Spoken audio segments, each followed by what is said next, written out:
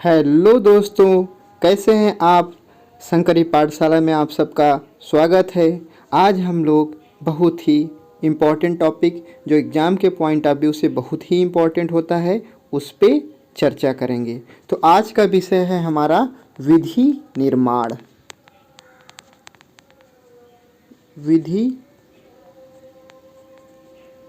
निर्माण विधि निर्माण means law making. Law making. तो क्वेश्चन ये आता है कि हम विधि का निर्माण कैसे करते हैं। हम क्या करते हैं, विधि के निर्माण के लिए एक विधेयक लाते हैं संसद में। विधेयक। तो विधेयक क्या होता है, विधेयक होता है कानून का एक प्रारूप। कानून का एक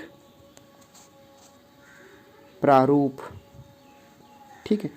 तो in simple we can say that कि कानून का प्रारूप मतलब कि ड्राफ्ट, यानी एक ड्राफ्ट होता है हमारे पास जिसके तहत उसमें हम जो भी चीज़ लाना चाह रहे हैं उसका प्रोसेस क्या होगा, किस लिए है, पूरा एकदम डिटेल उसमें लिखित रहता है, ठीक है।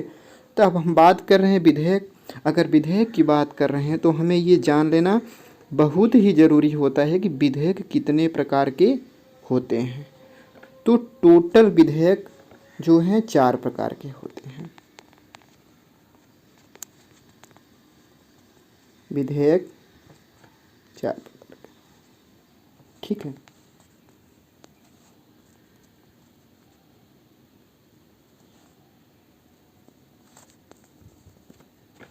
पहला है अपना साधारण विधेयक, दूसरा है धन विधेयक, तीसरा है वित्तीय विधेयक, चौथा है संविधान संशोधन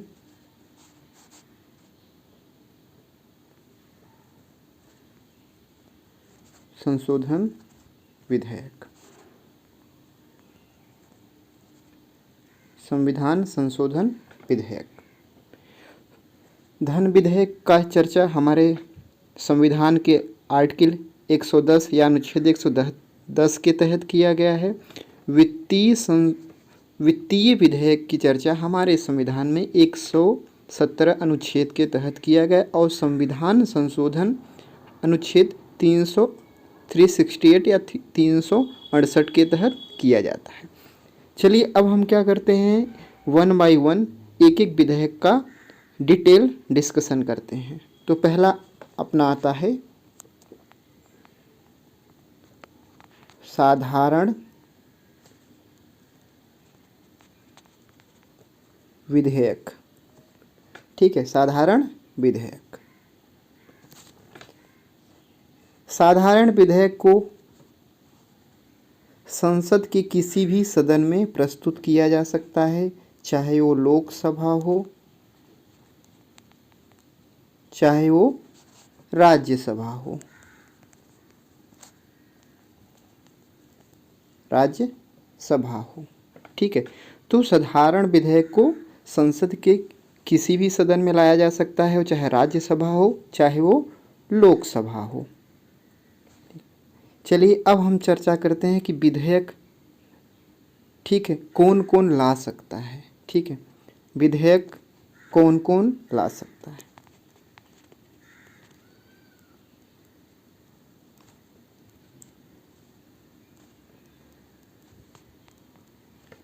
ठीक, विधेयक जिसकी सरकार होती है उसके मंत्री के द्वारा भी लाया जा सकता है, जिसे हम बोलते हैं सरकारी विधेयक। अगर यही साधारण विधेयक को कोई संसद में किसी अन्य व्यक्ति के द्वारा लाया जाता है, अन्य सदस्य के द्वारा, तो इसे हम बोलते हैं गैर सरकारी विधेयक। विधेयक। ठीक है, इस समय गैर सरकारी विधेयक चर्चा का विषय बना हुआ है। अब हम बात करते हैं कि मान लीजिए विधेयक जो है संसद में आ गया है, तो संसद में विधेयक का वाचन कितने तरह से होता है उस पे हम चर्चा कर लेते हैं साथ में। तो विधेयक का वाचन जो होता है, विधेयक वाचन यह 3 चरण में होता है। कितने चरण में? 3 चरण में। पहला चरण होता है जिसे हम बोलते हैं प्रथम वाचन भी कह सकते हैं, द्वितीय वाचन भी हम कहते हैं, और साथ में इसे हम तृतीय वाचन में भी विभाजित कर सकते हैं। प्रथम वाचन में होता क्या है कि विधेयक के संदर्भ में जानकारी दी जाती है, उसे प्रस्तुत किया जाता है, उसका वाचन किया जाता है संसद में। विधेयक के संदर्भ में जानकारी दी जाती है, जानकारी। द्वितीय वाचन में क्या होता है, ये प्रवर समिति के पास जाता है, प्रवर समिति के पास या संयुक्त समिति के पास। वहाँ पे रिपोर्ट पर सदन में पूरे विस्तार से समझ लीजिए कि आप उसके, ठीक है, पॉजिटिव पॉइंट क्या है, निगेटिव पॉइंट क्या हैं, सब पे अच्छे से चर्चा होती है।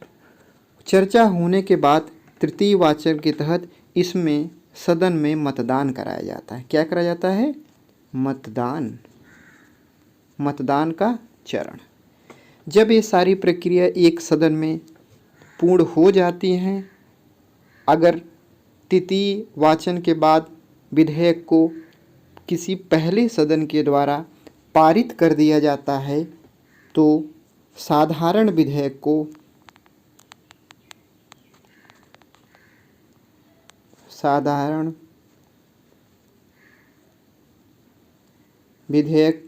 को संसद के किसी भी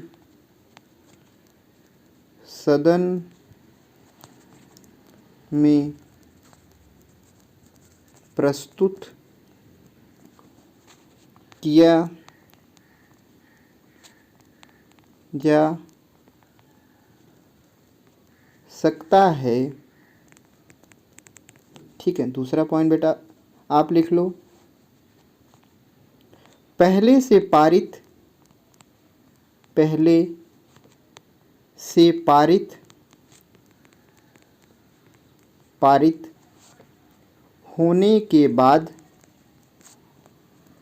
होने के बाद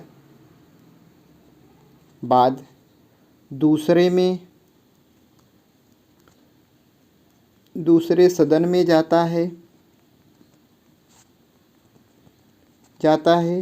जहां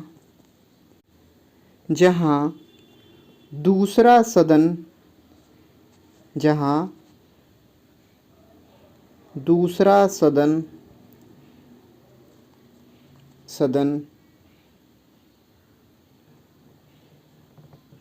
सदन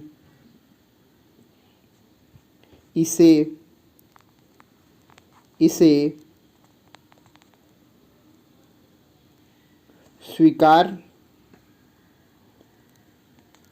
कर सकता है। लेकिन कभी कभी होता क्या है कि सदन में आपस में ही उस विधेयक को लेकर गतिरोध हो जाता है। ठीक है, तो कभी कभी क्या होता है, इनमें आपस में गतिरोध हो जाता है। लेकिन निम्न स्थितियों में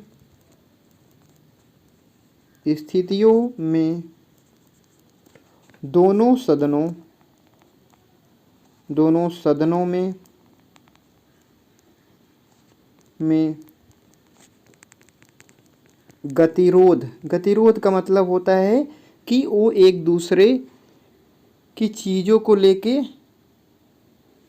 अस्वीकार कर देना, यानी जो पहले सदन ने जो चीज़ पारित किया उसमें उनको कुछ न कुछ संशय होना। गतिरोध की स्थिति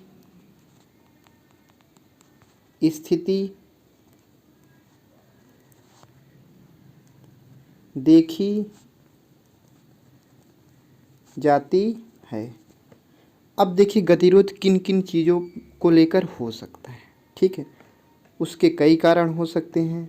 यदि दूसरा सदन विधेयक को अस्वीकार कर दे, या ये हो सकता है कि दूसरा सदन द्वारा विधेयक में कुछ संशोधन कर दिया जाए जिसे पहला वाला सदन मानने को तैयार न हो, या हम कह सकते हैं अस्वीकार कर दे। या ये हो सकता है कि 3 कंडीशन बनती है गतिरोध में, या तो दूसरे सदन द्वारा उस विधेयक पर 6 माह तक कोई भी कार्रवाई न की जाए। कितने माह तक? 6 मंथ तक कोई भी कार्रवाई न की जाए, ठीक। अब हम देखते हैं गतिरोध की स्थिति कहाँ कहाँ हो सकती है। पहला, ठीक है, यदि दूसरा सदन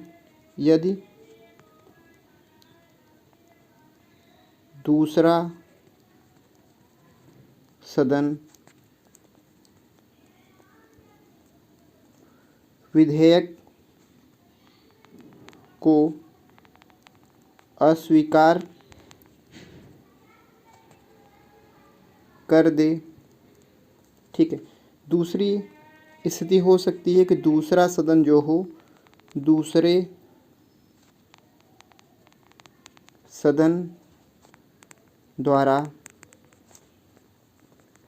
विधेयक में कुछ संशोधन किए जाएं जिसे पहला सदन अस्वीकार कर दे, सदन अस्वीकार कर दे, ठीक है। तीसरी स्थिति हो सकती है कि जो दूसरा सदन है, ठीक है, पहले सदन द्वारा पारित विधेयक को 6 माह तक ठंडे बस्ते में रख ले, या कह सकते हैं कोई भी कार्रवाई न करे। तीसरी स्थिति क्या हो सकती है? तीसरी स्थिति ये हो सकती है कि दूसरे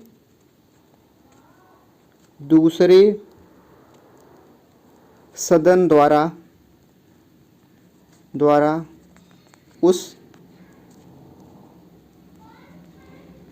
विधेयक पर 6 माह तक कोई भी कार्यवाही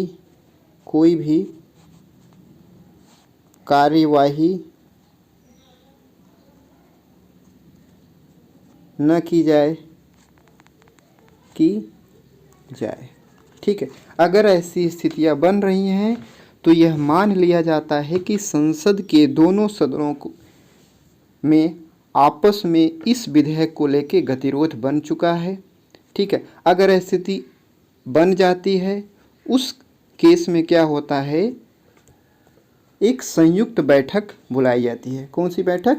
संयुक्त बैठक बुलाई जाती है, जिसकी अधिसूचना राष्ट्रपति जी द्वारा जारी की जाती है, राष्ट्रपति द्वारा। और जो भी संयुक्त बैठक होगी उसकी अध्यक्षता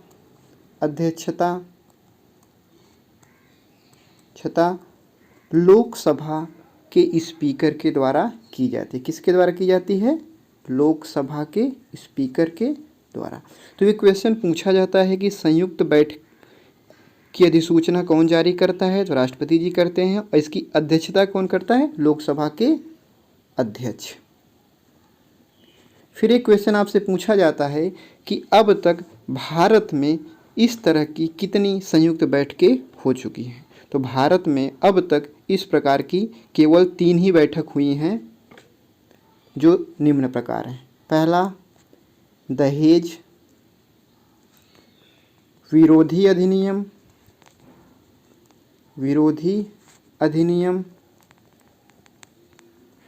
नियम 1961, बैंकिंग सेवा अधिनियम, बैंकिंग सेवा अधिनियम 1978 और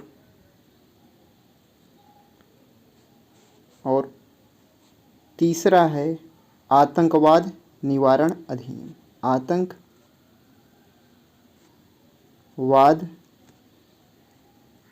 निवारण अधिनियम। ये हुआ था 2002 में। ये लास्ट बैठक थी, संयुक्त बैठक। अब यहाँ से अगर बिल पारित हो जाता है तो ये जाता है राष्ट्रपति जी के पास। राष्ट्रपति जी के अनुमति के बाद यही विधेयक कानून में परिवर्तित हो जाता है। तो अपना नेक्स्ट टॉपिक रहेगा धन विधेयक, जिसका हम डिस्कशन नेक्स्ट वीडियो में करेंगे। Thank you so much.